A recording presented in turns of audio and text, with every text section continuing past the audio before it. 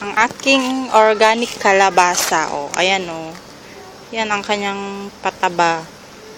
Ito, yung pinag-anuhan to ng mushroom. Tapos, eggshell.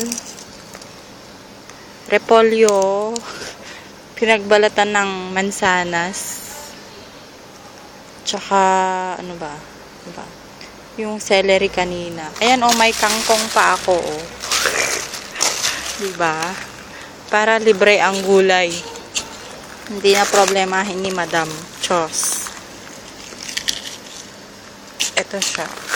Organic. Hindi siya ginamitan ng abono. Try ko lang mag-organic vegetable. Mix siya sa lupa.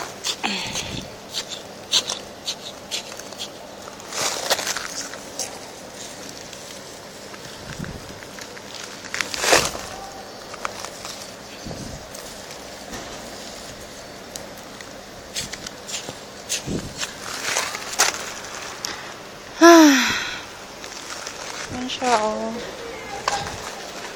Kakatuwa, no? Malapit na siyang magbulaklak, oh. Ayan, oh.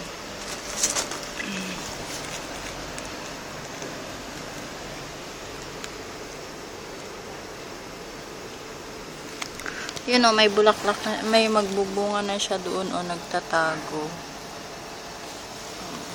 Diba? Saan ka ba? Ito yung herbal garden ito sa condominium na tinitirahan namin.